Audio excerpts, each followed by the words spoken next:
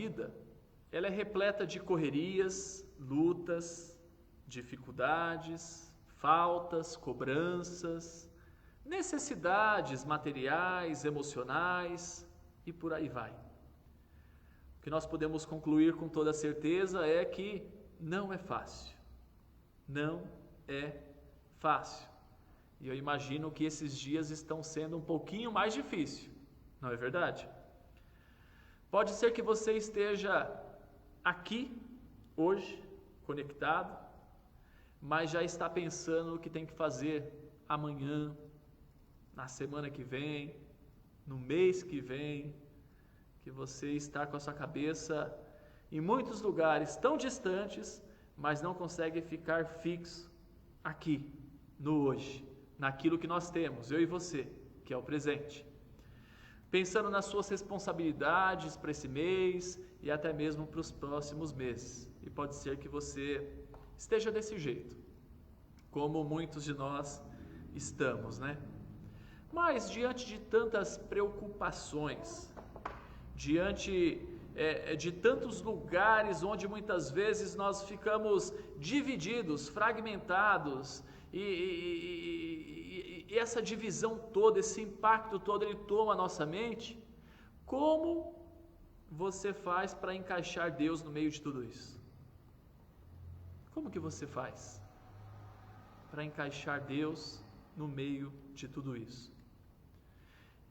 Assim como nós, vamos ler hoje um texto de alguém que não estava muito diferente de nós.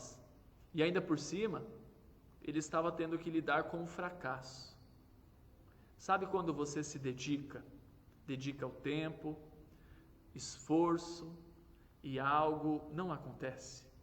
Parece que toda a energia, todo o tempo foi em vão.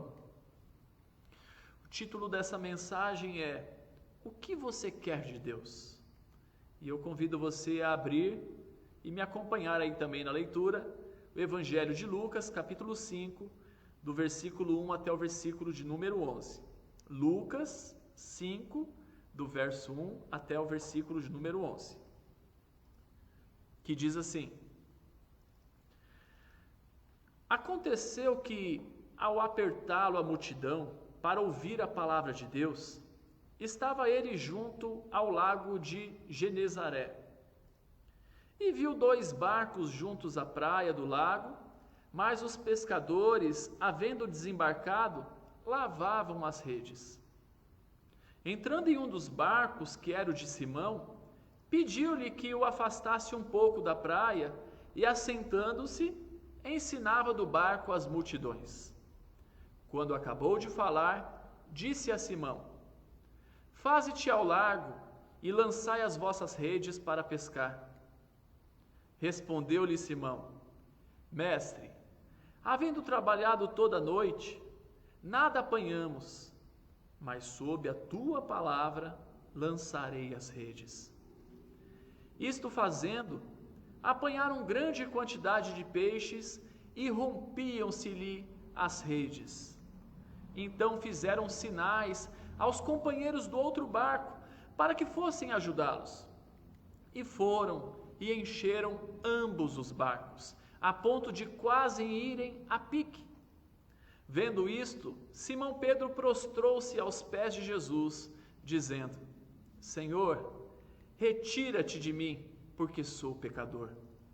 Pois à vista da pesca que fizeram, a admiração se apoderou dele e de todos os seus companheiros, bem como de Tiago e João, filhos de Zebedeu, que eram seus sócios.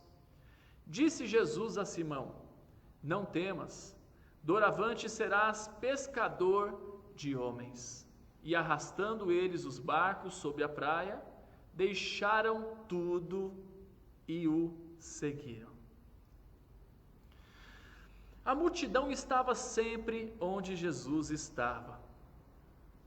Nesse episódio, a multidão começou a aglomerar onde Jesus estava. Ele teve que entrar num barco, pediu para ele se afastar um pouquinho ali, para Simão tirar o barco um pouquinho ali da área, porque senão o povo ia subir em cima do barco junto com ele. E aí do barco ele começou a ensinar. porque a aglomeração, a multidão, estava comprimindo a Jesus Cristo. O que eles queriam de Jesus? O que eles queriam de Jesus? Mas hoje nós somos essa multidão que estamos em volta de Jesus, esperando a ministração do Senhor Jesus. Então a pergunta cabe a mim, cabe a você. O que você quer de Jesus? O que você quer de Jesus? Os pescadores, eles estavam lavando as suas redes depois de uma noite inteira de trabalho, sem nada ter produzido, como diz no versículo de número 2. Você já se sentiu assim? Você trabalha, você se esforça, e quando se depara com os resultados, não são satisfatórios? Você já se sentiu desse jeito? Aí então bate aquele desânimo. Você chega a pensar, se eu tivesse tirado a noite para dormir, seria melhor.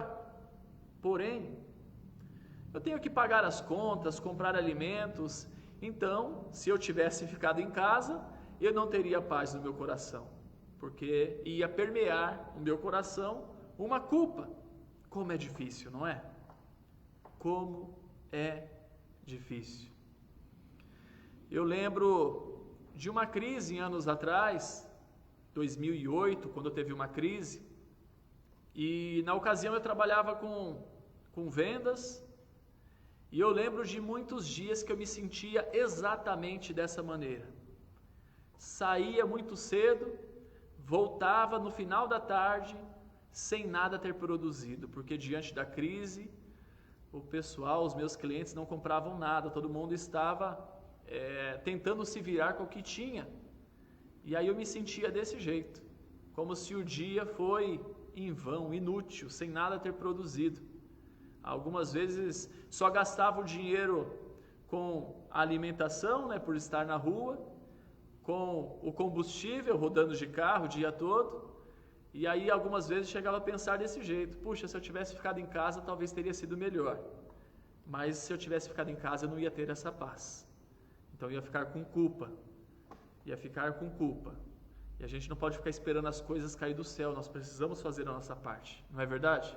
É muito difícil se sentir desse jeito, é muito difícil viver uma situação semelhante, e talvez enquanto eu estou contando a minha história, você está lembrando de uma sua, que você já se sentiu semelhante. No texto, Jesus ele pede para o barco afastar um pouco, porque eles estavam sufocando a Jesus. E então Jesus começa a ensinar essa multidão lá no versículo 3. Quando então eu imaginação minha, ele vai e fixa o olhar em Simão e nos outros pescadores, e vê a expressão caída deles, desanimada. E então Jesus ele diz para Pedro: olha, se prepara aí para lançar a rede. Lança a rede ali naquela direção. E então Pedro, as Escrituras Sagradas, esse texto que lemos, ele vai dizer, pelo que eu entendo, que Pedro já conhecia Jesus e a sua fama. Já conhecia quem era Jesus.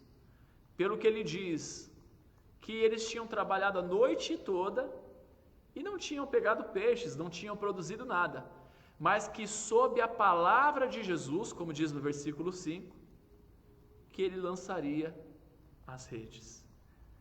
E eu não sei se você já acompanhou alguém limpando redes, dá um trabalho muito grande, porque quando lançam a rede, pega peixe, sim, no caso deles não pegaram nada, mas pega bastante sujeira do fundo do lago, do fundo do rio, enfim, do fundo da represa, de onde jogam essa rede.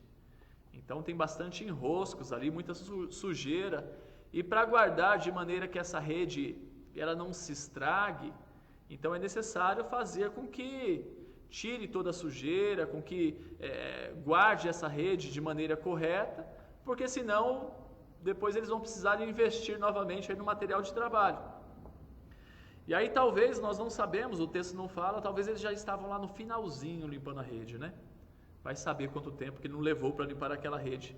Aí quando aparece Jesus e fala assim, olha, lança a rede ali de novo. Aí Pedro ele faz questão de dar essa resposta desse jeito. Ó Senhor, eu lancei essa rede, não foi nenhuma, não foi nem duas, não foi nem 3 vezes, foi a noite inteira. E nada peguei. Mas sob a sua palavra, eu vou lançar essa rede novamente. E o resultado desse ato foi a grande pesca. Rompiam-se-lhe as redes, como diz o versículo de número 6. Aí então eles chamaram os companheiros de outro barco para poder sair e ir lá ajudar. Ir lá ajudar para poder conseguir puxar aquela rede, para poder colocar os peixes, porque o barco que eles estavam não daria conta, e não deu mesmo. Porque o texto vai dizer que encheram ambos os barcos a ponto de quase ir a pique, ou seja, a ponto de quase afundarem. 2 barcos cheios, imagina a quantidade de peixe, como diz o versículo de número 7. E assim, o que estava perdido foi ganho. A noite de pesca não foi em vão. Que pesca, hein? Que resultados! Eles não estavam desamparados. Você, meu irmão, não está desamparado. Jesus é com você. Deus é conosco. Pedro prostrou-se aos pés de Jesus e pediu para que Jesus se retirasse da sua presença, porque ele era pecador, como descreve o versículo de número 8. E aqui nós aprendemos que, diante de Deus, nos enxergamos como de fato somos, pecadores. Assim como Moisés, quando ele esteve lá diante da sarça ardente, ele temeu olhar para essa sarça, temeu olhar para Deus, aquela voz que saiu dessa sarça ardente. Assim como Isaías também, que temeu diante de Deus por ser um homem de lábios impuros, como diz lá no início da carta de Isaías. É assim que o homem que teme a Deus, ele reage à sua presença.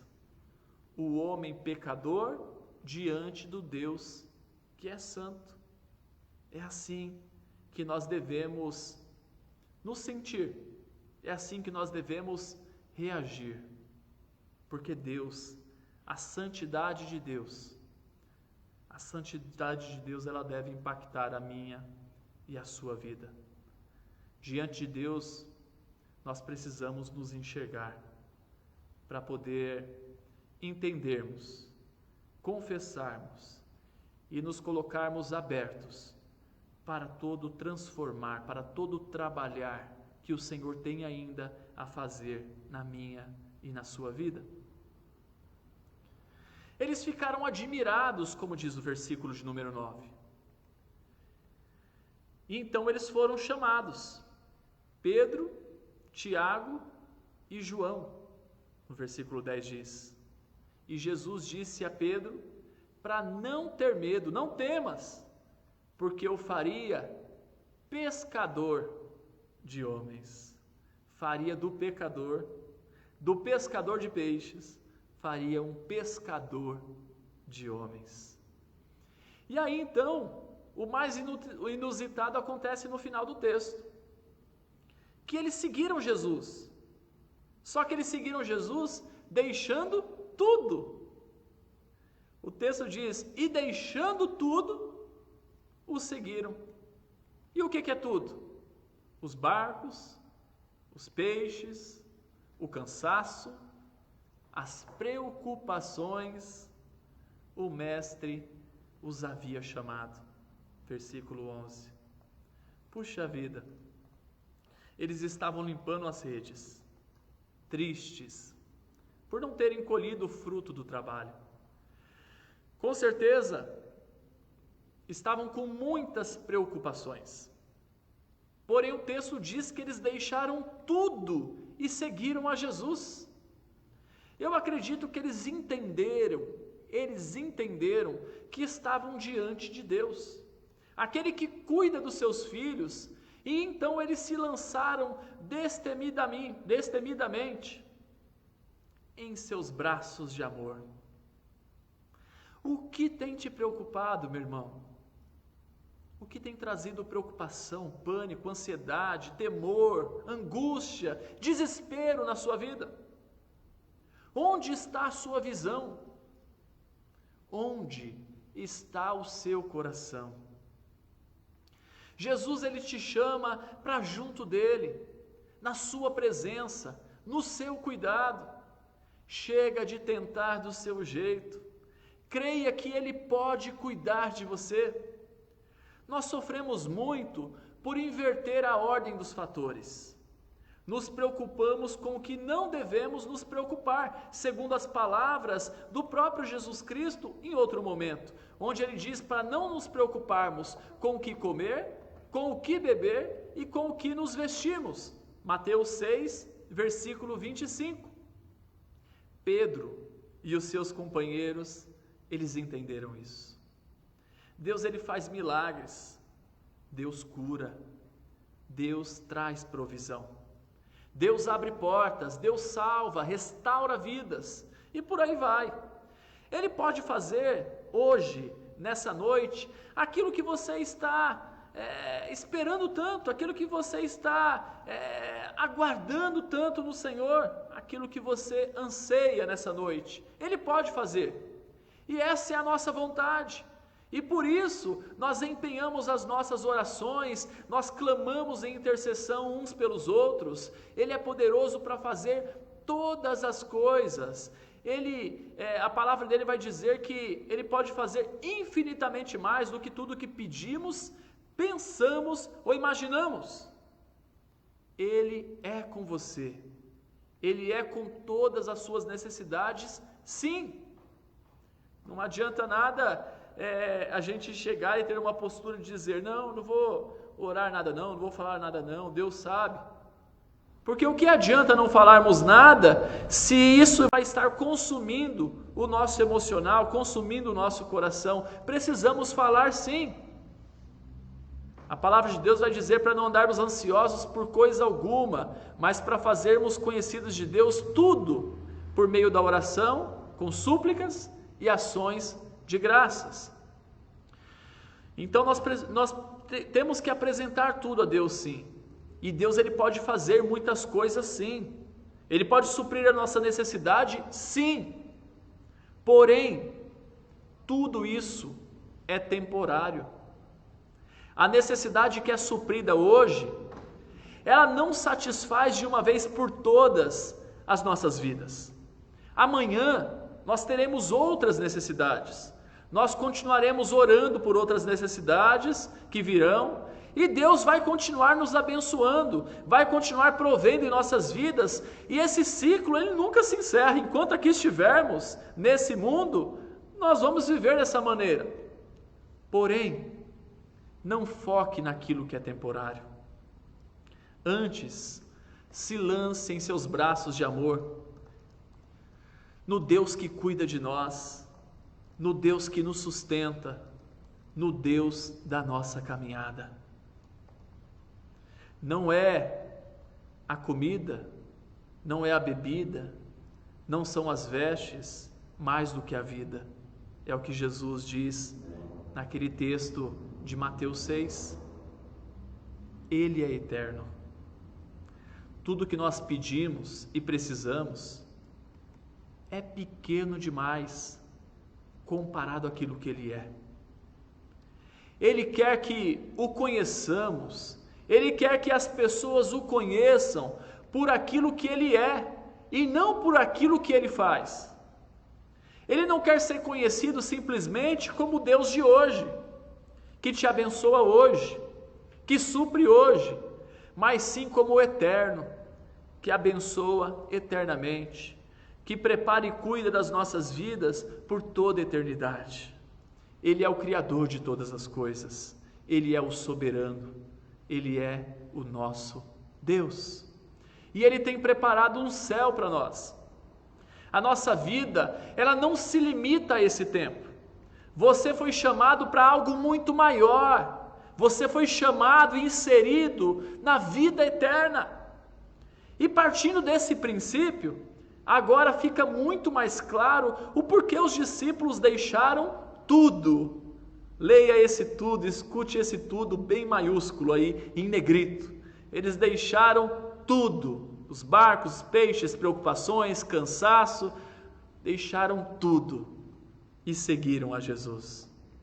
É porque Ele por si só, em nossas vidas, basta. Agora eu consigo entender melhor aquela frase tão famosa de Teresa de Ávila, que diz assim: nada te turbe, pois tudo passa. A paciência tudo alcança, nada te espante. Quem tem a Deus, nada lhe falta, só Deus é o bastante. Só descobrimos a nossa verdadeira identidade em Cristo Jesus. Somos um com Ele, somos um nele.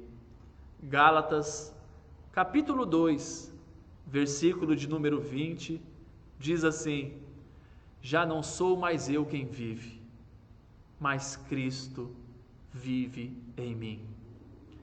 Longe de Cristo, a nossa vida não fará nenhum sentido. Quem se encontra com Deus, como Pedro se encontrou naquele dia com Cristo, não consegue permanecer com o olhar voltado mais para o seu próprio umbigo. Deus cuida de nós, deixe Ele cuidar de você.